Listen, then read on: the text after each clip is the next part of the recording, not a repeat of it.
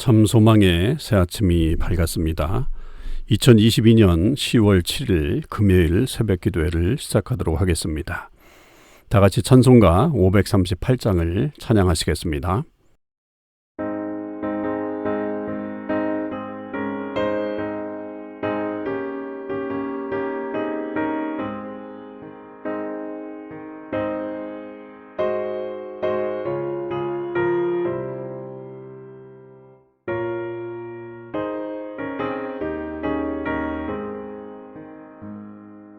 죄짐을 지고서 원하거든 내 마음속에 주 영접하며 새 사람 되기를 원하거든 내 구주를 영접하라. 의심을 다 버리고 구주를 영접하라.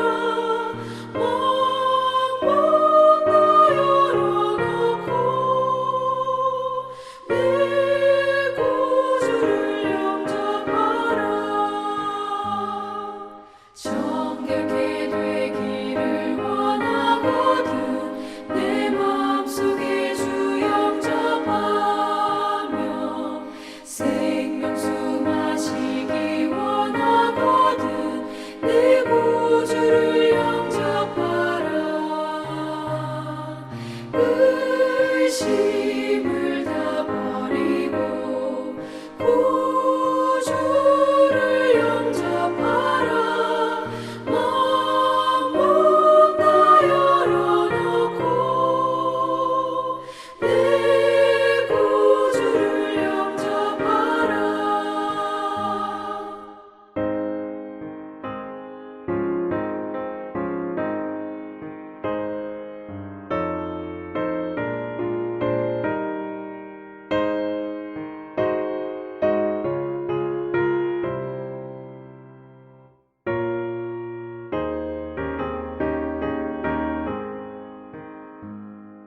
진실한 친구를 원하거든 내 마음속에 주 영접하며 내 맘의 평안을 원하거든 내 구주를 영접하라. 의심을 다 버리고 구주를 영접하라.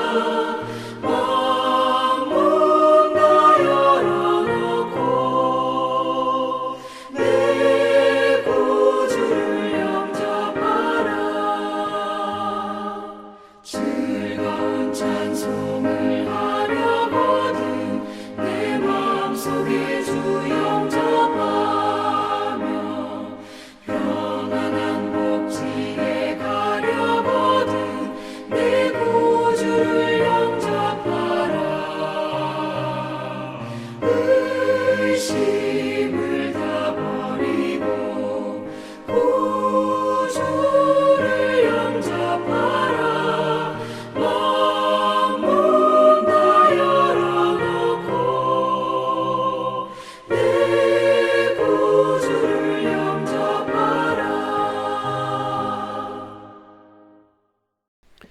하나님께서 오늘 저희들에게 주신 말씀은 사무엘하 12장 15절에서 31절까지 말씀입니다.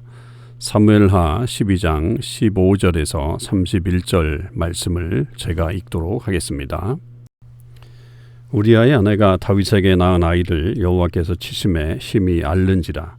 다윗이 그 아이를 위하여 하나님께 간구하되 다윗이 금식하고 안에 들어가서 밤새도록 땅에 엎드렸으니 그 집의 늙은 자들이 그 곁에 서서 다윗을 땅에서 일으키려 하되 왕이 듣지 아니하고 그들과 더불어 먹지도 아니하더라. 이래만에 그 아이가 죽으니라. 그러나 다윗의 신하들이 아이가 죽은 것을 왕에게 아뢰하기를 두려워하니 이는 그들이 말하기를 아이가 살았을 때에 우리가 그에게 말하여도 왕이 그 말을 듣지 아니하셨나니 어떻게 그 아이가 죽은 것을 그에게 아뢰을 수 있으랴. 왕이 상심하리로다 함이라. 다윗이 그의 신하들이 서로 수군거리는 것을 보고 그 아이가 죽은 줄을 다윗이 깨닫고 그의 신하들에게 묻되 아이가 죽었느냐 하니 대답하되 죽었나이다 하는지라. 다윗이 땅에서 일어나 몸을 씻고 기름을 바르고 의복을 갈아입고 여호와의 전에 들어가서 경배하고 왕궁으로 돌아와 명령하여 음식을 그 앞에 차리게 하고 먹은지라. 그의 신하들이 그에게 이르되 아이가 살았을 때에는 그를 위하여 금식하고 우시더니 죽은 후에는 일어나서 잡수시니 이 일이 어찌 됨이니까 하니 이르되 아이가 살았을 때 내가 금식하고 운 것은 혹시 여호와께서 나를 불쌍히 여기사 아이를 살려주실는지 누가 알까 생각함이거니와 지금은 죽었으니 내가 어찌 금식하랴. 내가 다시 돌아오게 할 수 있느냐. 나는 그에게로 가려니와 그는 내게로 돌아오지 아니하리라 하니라.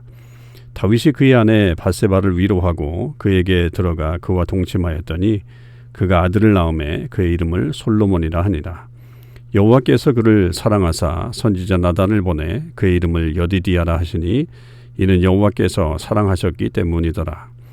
요압이 암몬 자손의 랍바를 쳐서 그 왕성을 점령하매 요압이 전령을 다윗에게 보내 이르되 내가 랍바 곧 물들의 성읍을 쳐서 점령하였으니 이제 왕은 그 백성의 남은 군사를 모아 그 성에 맞서 진치고 이 성읍을 쳐서 점령하소서. 내가 이 성읍을 점령하면 이 성읍이 내 이름으로 일컬음을 받을까 두려워하나이다 하니 다윗이 모든 군사를 모아 랍바로 가서 그곳을 쳐서 점령하고 그 왕의 머리에서 보석 박힌 왕관을 가져오니 그 중량이 금 1달란트라. 다윗이 자기의 머리에 쓰니라. 다윗이 또 그 성읍에서 노략한 물건을 무수히 내오고 그 안에 있는 백성들을 끌어내어 톱질과 썰애질과 철도끼질과 벽돌구이를 그들에게 하게 하니라. 암몬 자손의 모든 성읍을 이같이 하고 다윗과 모든 백성이 예루살렘으로 돌아가니라. 아멘. 네, 오늘도 우리 참소망의 식구들과 또 이 새벽기도를 함께 참여하는 모든 주님의 백성들에게 하나님의 은혜와 사랑이 충만하기를 축원드립니다. 오늘 사무엘하 12장 15절 하반절부터 또 31절까지 말씀은 어제 말씀에 이어서 결국은 이 다윗이 범죄한 어떤 결과가 오늘 분명히 나타나고 있는 거죠. 그 결과는 다름 아니라 이 밧세바에게서 낳은 이 아들이 결국은 죽음을 당하게 됩니다. 자, 그런데 이제 15절에는 이 밧세바를 명할 때 우리아의 아내라고 그렇게 표현을 하죠. 그런데 이제 24절에 가서는 다윗이 그의 아내 밧세바를 위로하고 이렇게 되어 있습니다. 명확하게 지금 구분을 하고 있는 것처럼 느껴져요. 이 저자가. 그래서 이때에 정확하게 그때는 이 다윗의 아내가 아니었고 그 임신할 때는 우리아의 아내였다라고 하는 것을 아주 부각시켜주면서 그 잘못을 여기서 보여주고 있는 그런 단서가 되기도 합니다. 그렇게 낳은 아들이 결국은 앓게 됐고 나중에는 이제 죽음까지 이르게 됐죠. 근데 그 아이가 앓게 되었을 때 이미 이제 그 나단의 어떤 예고가 있었잖아요. 14절에 보면 당신이 낳은 아이가 반드시 죽으리이다 라고 그렇게 예고를 했기 때문에 사실은 뭐 어느 정도는 이 아이가 병이 들었을 때는 이게 죽음으로 갈 수 있겠구나 라고 하는 그런 뭐 생각도 했을 거고 또 불안한 어떤 그런 감정이 있었을 겁니다. 그런데 이제 그 상황을 맞이했을 때 다윗이 하나님 앞에 간절하게 기도하죠. 또 금식까지 해가면서 또 심지어는 밤새도록 땅에 엎드렸다 이런 표현을 16절에 쓰고 있는데 굉장히 간절하게 그렇게 기도하고 있습니다. 그리고 이제 17절에 보면 늙은 대신들 좀 뭐 이렇게 연륜이 있는 대신들이라고 볼 수 있죠. 그 사람들이 다윗을 일으키려고 했고 그렇게 했지만 다윗은 듣지 않고 결국 먹지도 않고 그렇게 지냈습니다. 그러나 상황은 돌아오지 않았죠. 18절에 보면 7일 만에 그 아이가 결국은 죽게 됩니다.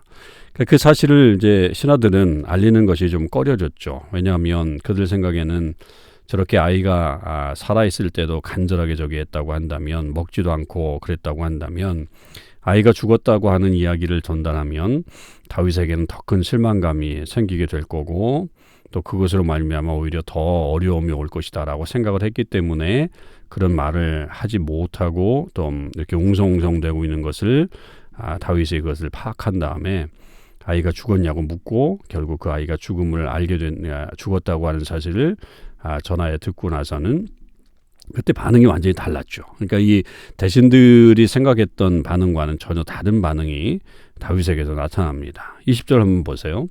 다윗이 땅에서 일어나 몸을 씻고 기름을 바르고 의복을 갈아입고 여호와의 전에 들어가서 경배하고 왕궁으로 돌아와 명령하여 음식을 그 앞에 차리게 하고 먹은지라.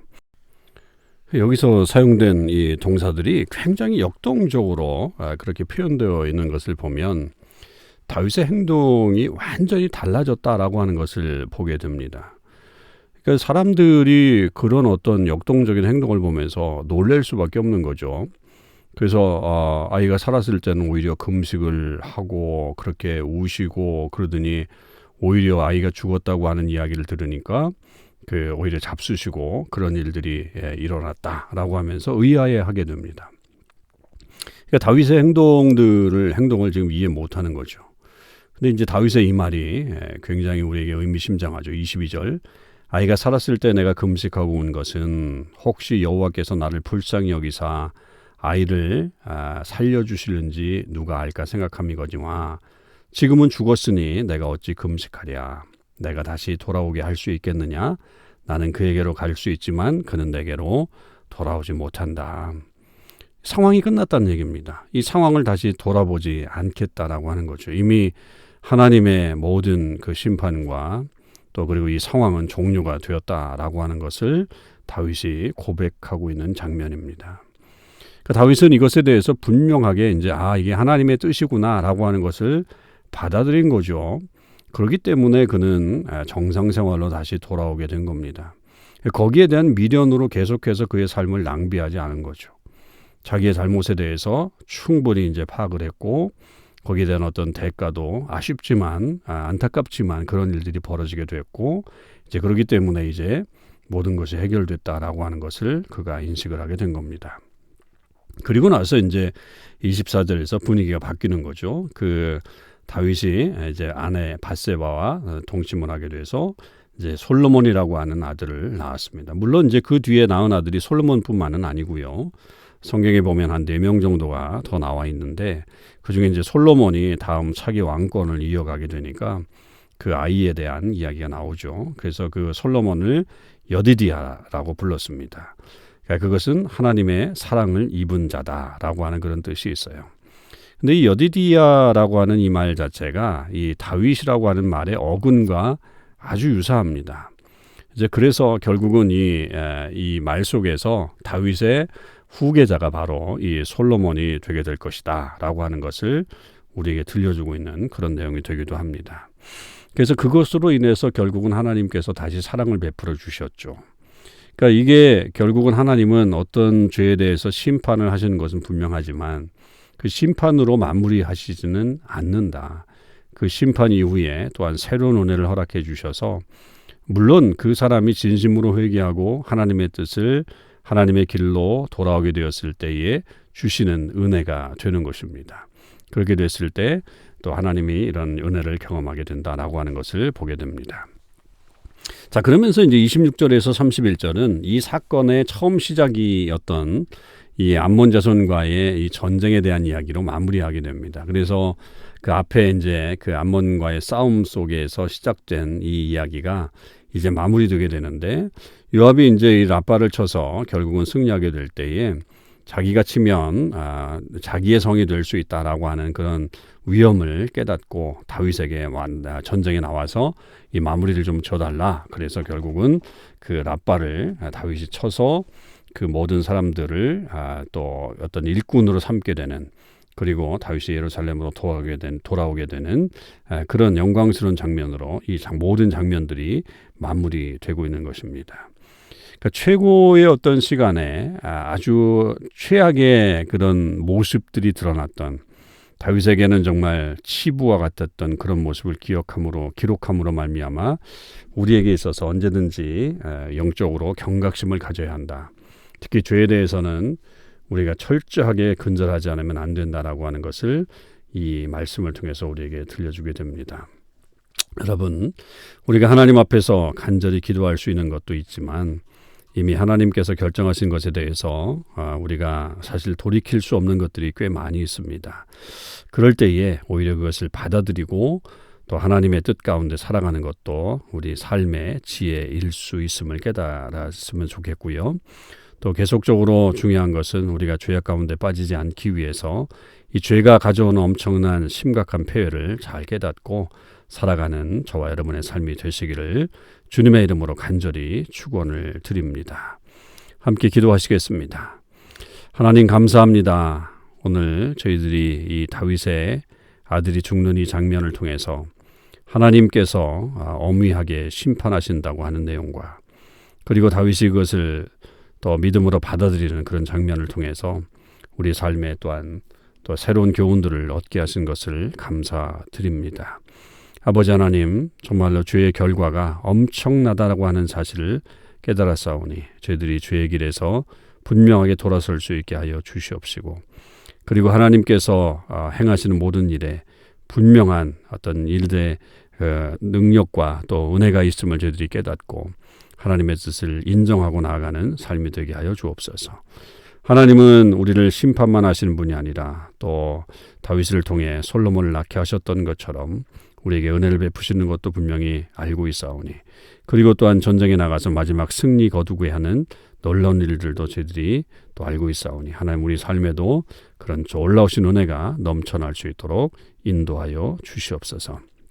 오늘 하루의 삶 속에서 주님의 영광을 드러낼 수 있게 도와주시고 우리가 악에 빠지지 않고 손으로 악을 이기는 귀한 역사를 만들어가게 하여 주옵소서. 감사드립니다. 우리 주님 예수 그리스도 이름으로 기도하옵나이다. 아멘. 성도 여러분, 오늘 하루도 믿음 가운데 승리하시는 삶을 사실 수 있기를 바랍니다.